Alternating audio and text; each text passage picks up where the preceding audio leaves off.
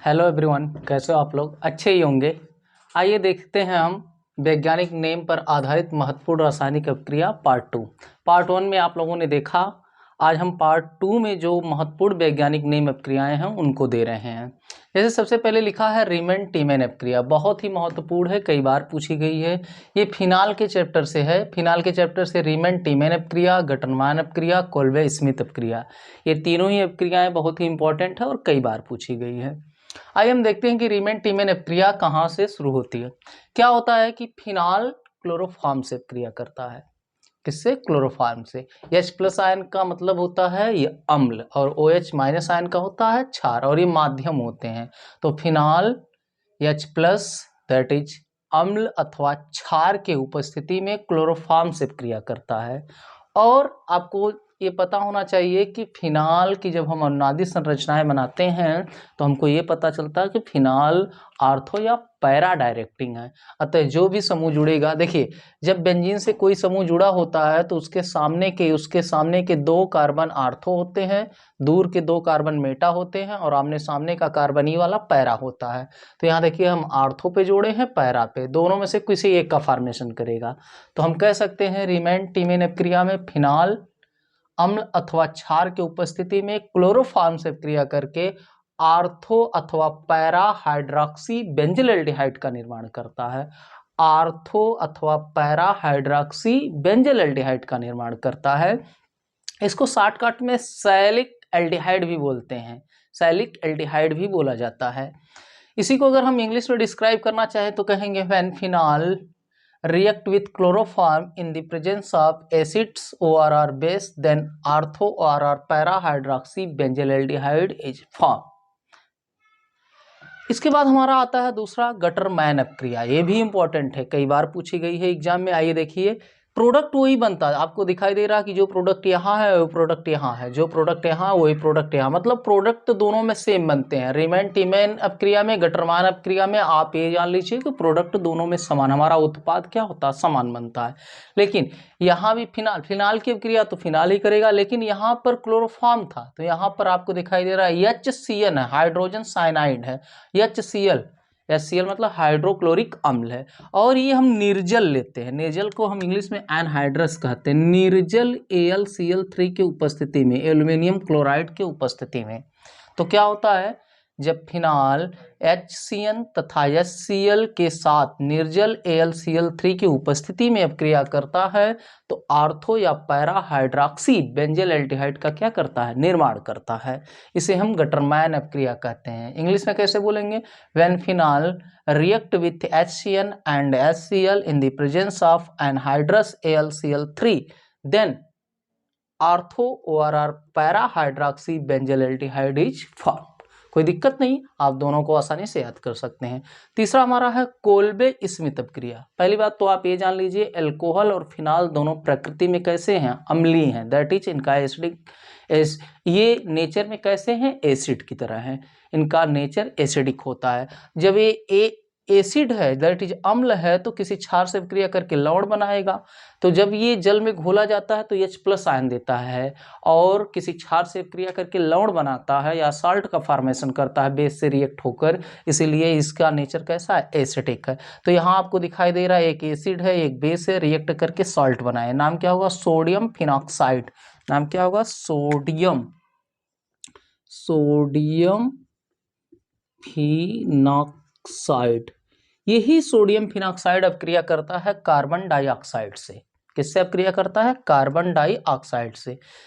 यहाँ पर कंडीशन क्या होती है, यहाँ पर हम वायुमंडलीय दाब लेते हैं, 5 वायुमंडलीय दाब होता है और 120 डिग्री सेंटीग्रेड ताप होता है। तो हम कह सकते हैं ना कि सोडियम फिनॉक्साइड 5 वायुमंडलीय दाब तथा 120 डिग्री सेंटीग्रेड ताप पर कार्बन डाइऑक्साइड से क्रिया करके आर्थो हाइड्रोक्सी बेंजोइक एसिड, यहाँ देखिए एल्डिहाइड समूह जुड़ा था, यहाँ पर देखिए कार्बोक्सी समूह जुड़ा है, तो हम बोलेंगे बेंजोइक एसिड।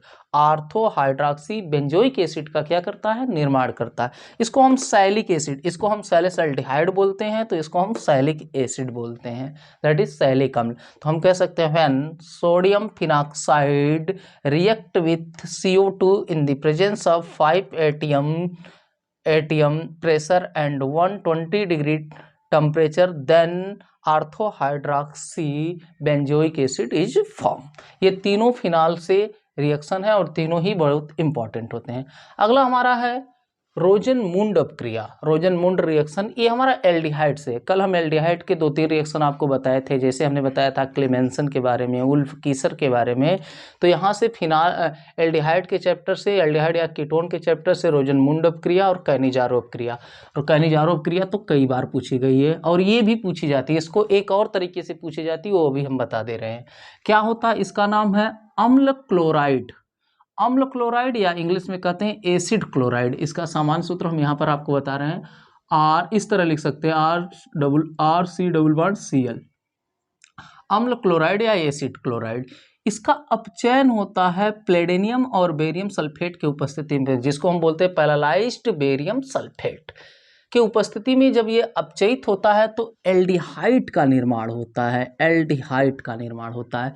आपको इस तरह नहीं पूछेगा, आपसे पूछ देगा कि एसिटिल क्लोराइड से, एसिटिल क्लोराइड मतलब आर के जगह पर आप CH3 ले लीजिए, एसिटिल क्लोराइड से एसिटिल एल्डिहाइड कैसे प्राप्त करेंगे। भाई यहाँ पर हमने इसको लिया तो यहाँ पर आर के जगह पे बस यही कर दीजिए, और इसका हमको पता है कि इसका साधारण नाम एसिटिल एल्डिहाइड होता है। इसका साधारण नाम क्या होता है, एसिटिल एल्डिहाइड होता है। तो यहाँ से देखिए 2H बढ़े हैं, यहाँ पे 2 कर दीजिए, सारी चीज़ें वही रहेगी, 2H हो जाएगा, 2H हो जाएगा, माध्यम आपका वही रहेगा, आसानी से आपका प्रोडक्ट बन जाएगा। ये रिएक्शन पूछा जाता है कि एसिटिल क्लोराइड से एसिटिल एल्डिहाइड कैसे प्राप्त करेंगे, आसानी से आप इसको कर सकते हैं। अगला हमारा है कैनिजारो अपक्रिया। कैनिजारो अपक्रिया बहुत ही इंपॉर्टेंट है। इसमें क्या होता है, एल्डिहाइड का 2 अणु लिया जाता है। एल्डिहाइड के कितने अणु, ऐसे एल्डिहाइड लिए जाते हैं जिनके पास अल्फा हाइड्रोजन क्या होता हम एल्डिहाइड के 2 अणु लेकर सोडियम हाइड्रोक्साइड के साथ अपक्रिया करवाते हैं। एल्डिहाइड के 2 अणु सोडियम हाइड्रोक्साइड के साथ अपक्रिया करके एक अणु जो होता है कार्बोक्सिलिक एसिड के लवण का निर्माण करता है, दैट इज कार्बोक्सिलिक एसिड का साल्ट बनाता है। देखिए कार्बोक्सिलेट, सोडियम फार्मेट है, सोडियम फार्मेट है तो कार्बोक्सिलिक अम्ल से ही निकलता है, फार्मिक अम्ल से, इसीलिए हम इसको बोलते हैं कार्बोक्सिलिक अम्ल का लवण। और एक अणु क्या करता है, इसी का एक अणु क्या करता है, एल्कोहल का निर्माण करता है। तो यहाँ पे मेथेनॉल है, इसका नाम हो जाएगा सोडियम फार्मेट, और ये क्या हमारा मेथेनॉल है या मेथिल अल्कोहल है, मेथेनॉल है। तो हम कह सकते हैं कैनिजारो अपक्रिया कैसे हम डिफाइन करेंगे, जब एल्डिहाइड के 2 अणु सोडियम हाइड्रोक्साइड के साथ अपक्रिया करते हैं तो एक अणु सोडियम का कार्बोक्सिलिक लवण बनाता है तो तथा दूसरा अणु क्या बनाता है, एल्कोहल बनाता है। इंग्लिश में कैसे बोलेंगे, when 2 molecules of aldehyde react with NaOH then 1 molecules form sodium salt of carboxylic acid and other molecules form alcohol. आसानी से आप इसको 1-2 बार देख लेंगे, याद हो जाएगा। इसके बाद नाइट्रोजन के चैप्टर से, नाइट्रोजन के जो एरोमेटिक यौगिक हैं, जो नाइट्रोजन के ऑर्गेनिक यौगिक हैं, वहाँ से 2 अपक्रियाएं आती है, एक हाफमैन अपक्रिया, एक स्मिथ अपक्रिया। हाफमैन अपक्रिया में क्या होती है, इसको हाफमैन भी पढ़ा जाता है, हाफमैन या हाफमैन अपक्रिया। ये हमारा, हम इसको बोलते हैं, इस तरह लिख सकते हैं, RC+ONH2। ये हमारा क्या होता है, एमाइड होते हैं। यहाँ पे देखिए लिखा गया एमाइड, ब्रोमीन से अपक्रिया किया है और KOH से अपक्रिया किया है। ब्रोमीन है और KOH मतलब पोटेशियम हाइड्रोक्साइड। तो कह सकते हैं जब एमाइड ब्रोमीन तथा KOH के साथ अपक्रिया करता है तो एमीन का निर्माण, किस एमीन का, प्राथमिक एमीन का निर्माण होता है, दैट इज प्राइमरी एमीन का, और ये सब चीज़ें बाहर निकलती हैं। तो ये एमीन, प्राइमरी एमीन बनाने की एक विधि है। तो हम इसको कैसे परिभाषित करेंगे, जब एमाइड ब्रोमीन तथा KOH के साथ अपक्रिया करता है तो प्राथमिक एमीन का क्या होता है, निर्माण होता है, और ये सारी चीज़ें क्या होती हैं, बाहर निकल जाती हैं। देखिए क्या क्या निकला, K2CO3, 2H2O और KBr, पोटेशियम ब्रोमाइड है, H2O है और पोटेशियम कार्बोनेट है। इंग्लिश में कैसे बोलेंगे हम, when amide react with bromine and KOH then amine is formed, that is primary amine is formed। अगला हमारा है स्मिथ अपक्रिया।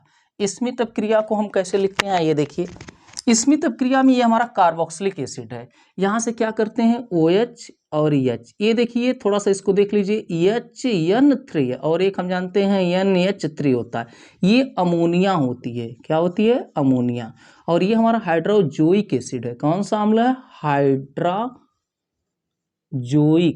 हाइड्रोजोइक एसिड या हाइड्रोजोइक अम्ल कहते हैं। जब H एक रहे N3 रहे तो उसका नाम हो जाएगा हाइड्रोजोइक अम्ल। तो यहाँ पर कार्बोक्सिलिक अम्ल हाइड्रोजोइक, यहाँ का H और यहाँ का OH मिलके H2O निकल जाएगा, ये बनेगा। इसी का हम क्या करते हैं? जल अपघटन, दैट इज हाइड्रोलाइसिस करवाते हैं। जब हम इसका हाइड्रोलाइसिस करवाते हैं तब भी प्राइमरी एमीन, कहने का मतलब हाफमान और स्मिथ अपक्रिया। यहाँ पर देखिए कोल्बे स्मिथ अपक्रिया थी या ओनली कोल्बे के नाम से पूछा जाता है फिनाल में, जबकि यहाँ पर स्मिथ अपक्रिया है। तो प्राइमरी एमीन का ही क्या होता है? निर्माण होता है। किस एमीन का? प्राइमरी एमीन का। तो हम कह सकते हैं कि जब कार्बोक्सिलिक अम्ल हाइड्रोजोइक अम्ल के साथ अपक्रिया करता है तब प्राइमरी एमीन दैट इज प्राथमिक एमीन का क्या होता है? निर्माण होता है। इंग्लिश में कैसे बोलेंगे? When carboxylic acid react with hydrazoic acid then primary amine is form. कोई दिक्कत नहीं, आप आसानी से एक आध दो बार देखकर इसको लिख लेंगे तो तैयार हो जाएगा। और हाँ, कक्षा 12 के जो भी चैप्टर केमिस्ट्री के आपको कठिन लगे आप हमको कमेंट करके बताइए, हम उसको पढ़ा देंगे। आप हमारे चैनल को सब्सक्राइब कर लीजिए ताकि अगली वीडियो का नोटिफिकेशन आपको मिल सके और आप अच्छे से इसको क्या कर सके? तैयार कर सके। धन्यवाद।